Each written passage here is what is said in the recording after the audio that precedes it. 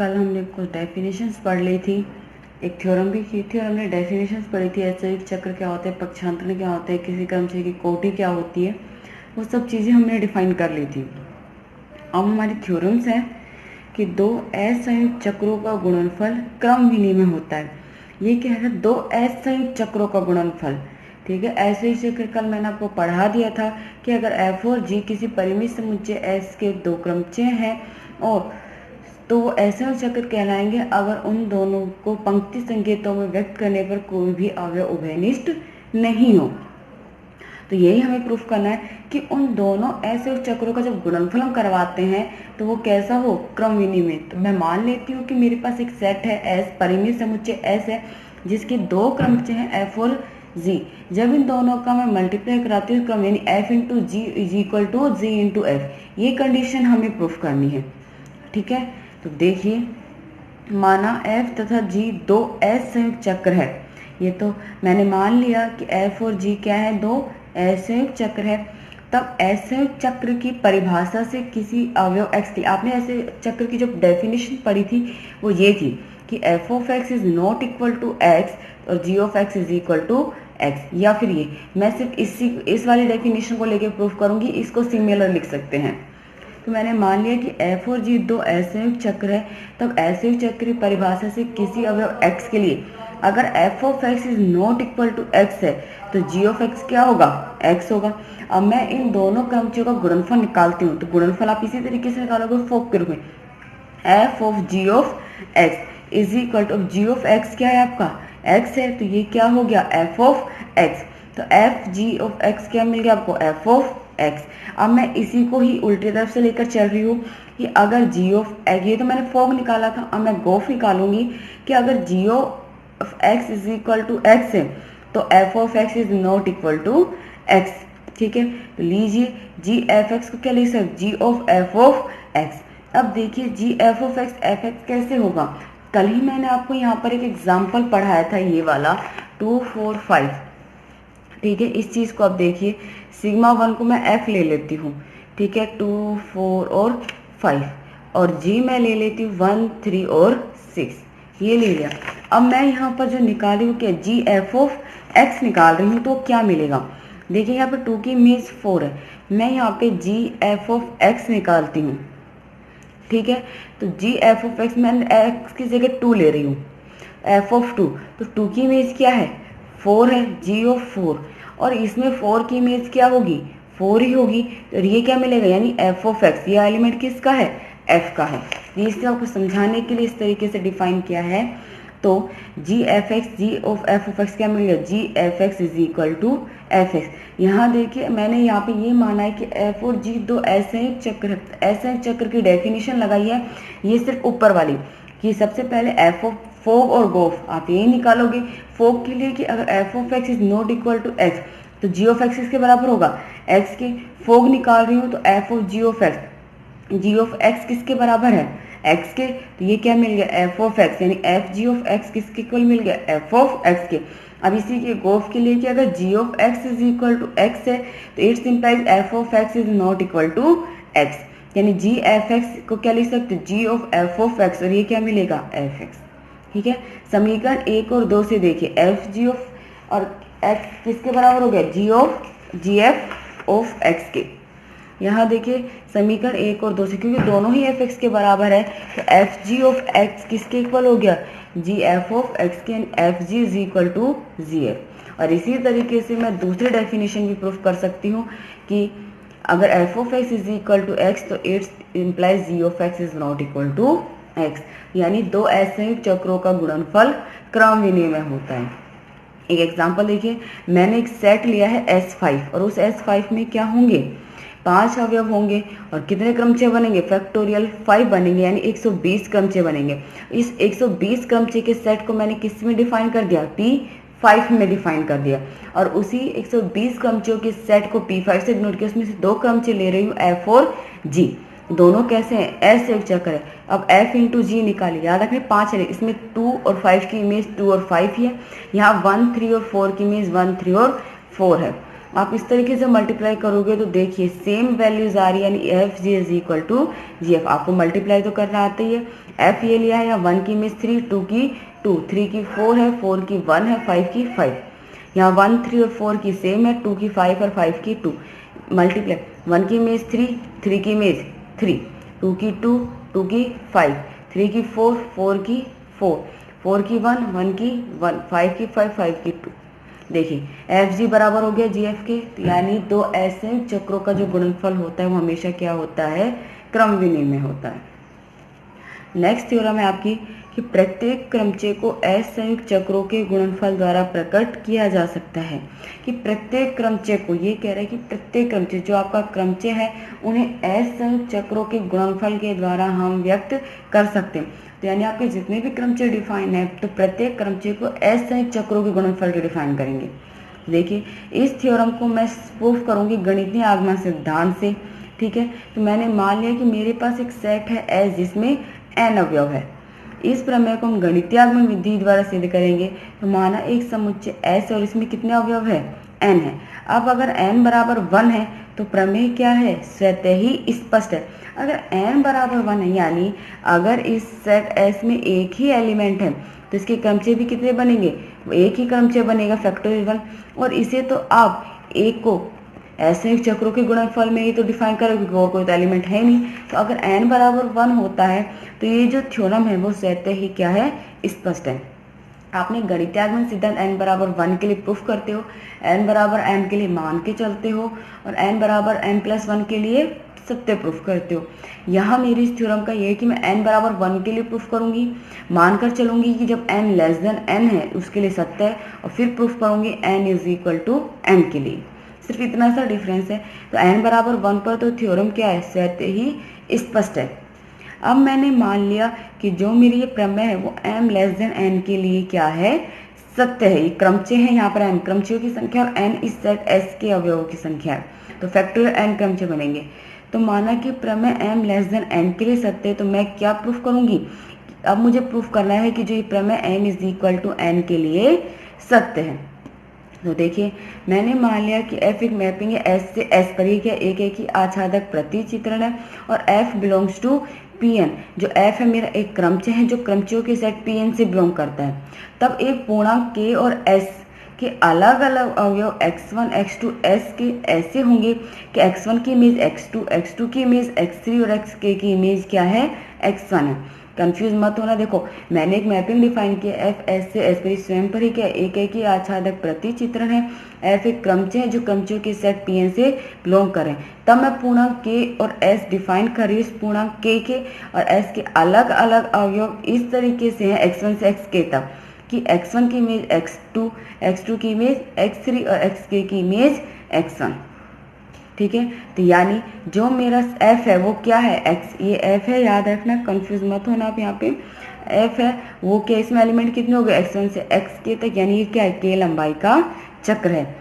ठीक है, अब मैंने एक सेट डिफाइन कर रही हूँ टू, जो किस तरीके से कि t इज इक्वल, यहाँ पर जो s है वो आपका सेट और k मैंने पूर्णांक डिफाइन किया है।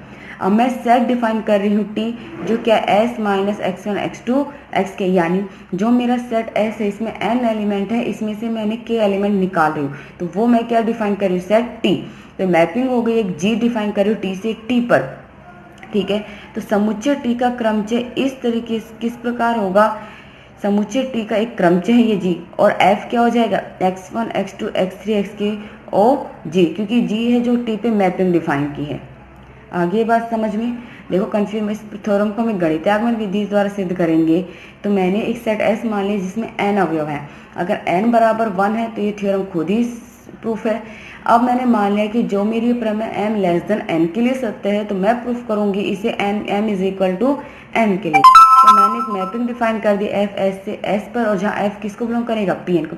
तब एक पूर्णांक k डिफाइन करी और सेट s, इसके अलग अलग अवयव x1 से xk तक इस तरीके से होंगे कि x1 की इमेज x2, x2 की इमेज x3 और xk की इमेज x1।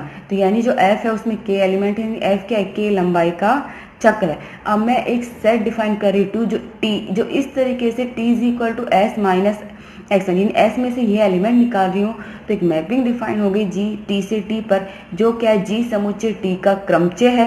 तो जो f में एलिमेंट हो गए वो क्या हो गया x1 x2 x3 ओ g, गुणनफल निकाल रही हूँ, ये भी एक क्रमचय है t। ठीक है ना।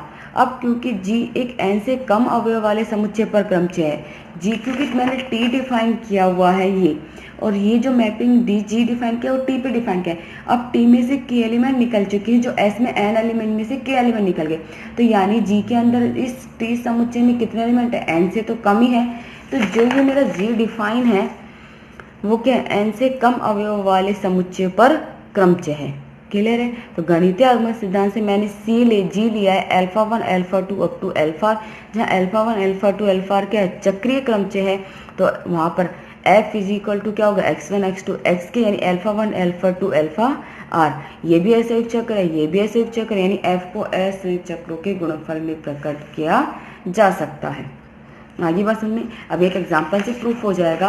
तो ये थ्योरम थोड़ी सी कंफ्यूज जरूर हो जाओगे, लेकिन इसमें ज़्यादा कंफ्यूजन होने की आपको ज़रूरत नहीं है। पहले गणितीय आगमन सिद्धांत से सिद्ध कर रहे हैं, मैं फिर से रिपीट कर रही हूँ। तो एक सेट है एस जिसमें हमने मान लिया n एलिमेंट है। ठीक है। अब अगर n बराबर 1 है तो ये प्रमेय क्या है, खुद ही प्रूफ है। अब मैंने मान लिया कि जो प्रमेय वो m लेस देन n के लिए सत्य है, तो मुझे सिद्ध करना है m is equal to n के लिए सिद्ध करना है। तो मैंने एक मैपिंग डिफाइन, एक क्रमचय डिफाइन किया है f, जो कि s से s पर स्वयं पर एक आच्छादक प्रतिचित्रण है जो Pn से बिलोंग करेगा।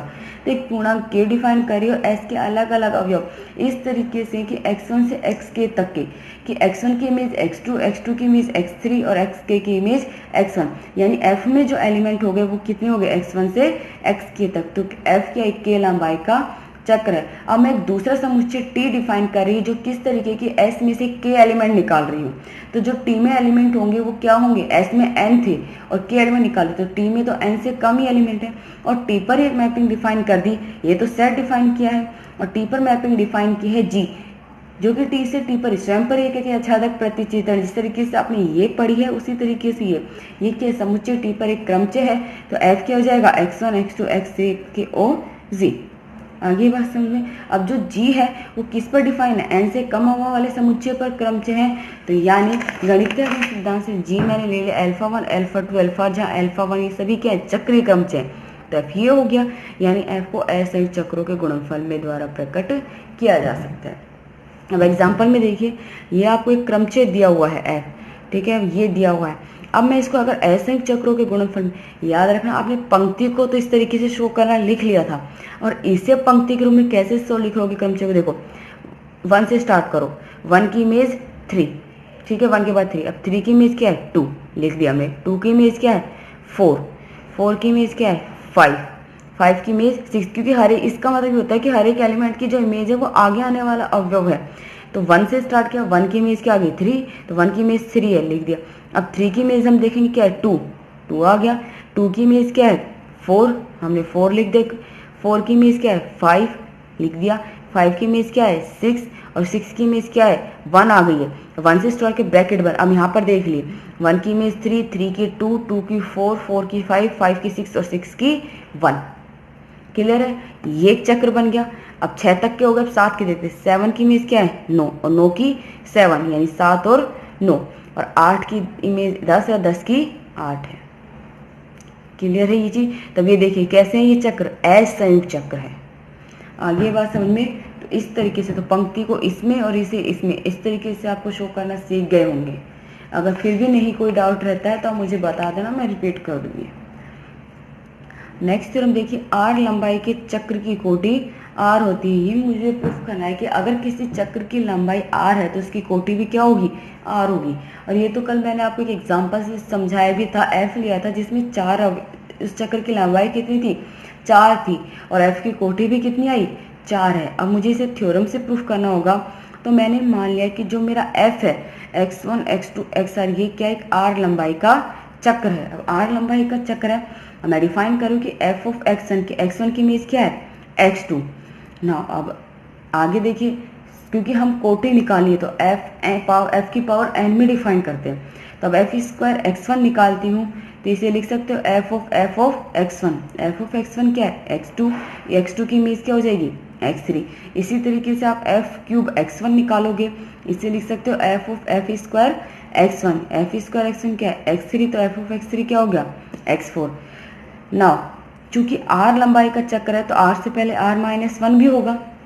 नाउ तो F of r minus 1 x1 निकालोगे, देखिए ये कैसे हो जाएगी इसकी x। यहाँ पर देखिए जब आपने एक पावर ली f1 तो x2 इमेज आ गई, f2 लिया तो x3 आई, f3 लिया तो x4 आई। f की पावर r माइनस 1 लोगे तो इमेज क्या हो जाएगी xr हो जाएगी, एक ऐड करके आ रही है। अब fr की अगर मैं इमेज निकालती हूँ तो fr ऑफ x1 क्या हो गया, इसे आप लिख सकते हो f of fr minus 1 into x1। और fr माइनस 1 x1 की इमेज क्या है xr है, और लास्ट वाले एलिमेंट की इमेज क्या हो जाएगी, पहले एलिमेंट होगा, यानी xr की इमेज हो गई x1, यानी f की पावर r x1 की इमेज क्या हो गई है x1 आ चुकी है।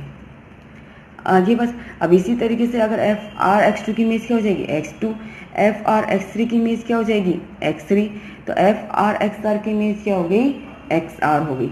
आगे बात समझ में, मैंने ये निकाली है f को r लंबाई का चक्र निकाला है, हर एक ये कोटि निकालनी है तो f की पावर आपने कल निकाला था f की power 1 f square f cube f की पावर 4 इस तरीके से लिया। तो जब मैंने f की पावर r ली थी तो r लंबाई का चक्कर था, देखो कोट x1 मिल चुका है। इसी तरीके से अगर x2 के लिए करूंगी तो r पर x2 r पर x3, तो f r x r क्या हो जाएगा xr। क्लियर है, ये तो होगी मेरी इक्वेशन फर्स्ट ना।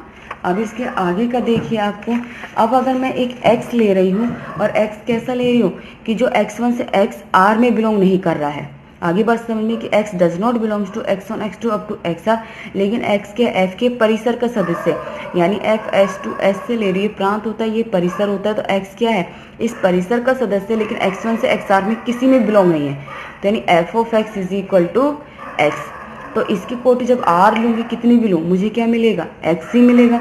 तो समीकरण 1 और 2 से देखिए f of r x r किसके बराबर है xr के, यहाँ पे भी f r x क्या है x है, इन दोनों यहाँ x क्या है f के परिसर का सदस्य है, तो इस तरीके दोनों से लिख सकती हूँ f की power r of x is equal to x, जहाँ x इसको बिलोंग करेगा f के परिसर को।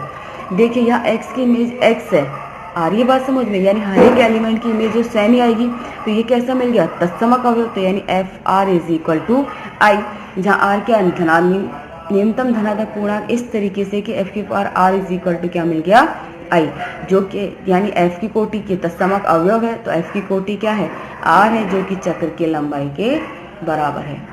ये 3 थ्योरम थी। नेक्स्ट लेक्चर में मैं आपको एक थ्योरम और कुछ डेफिनेशंस कराऊंगी और इसके बाद एग्जांपल्स है और ये यूनिट खत्म है। मैंने यहाँ थोड़ा स्लो समझाया था, ठीक है। अगर आपको इस कुछ समझ में नहीं आया है या कोई डाउट है, क्लियर नहीं हुआ है कंसेप्ट कोई भी थ्योरम का, तो आप मुझे बता देना, मैं आपको फिर से रिपीट कर दूँ 1-2 दिन में। थोड़ा सा इस वजह से प्रॉब्लम है मुझे, लेकिन अगर आपको किसी भी थ्योरम में किसी भी कुछ समझ में नहीं आया है आप लोग बोल देना, मैं आपको फिर से रिपीट करके समझा दूँगी, ठीक है।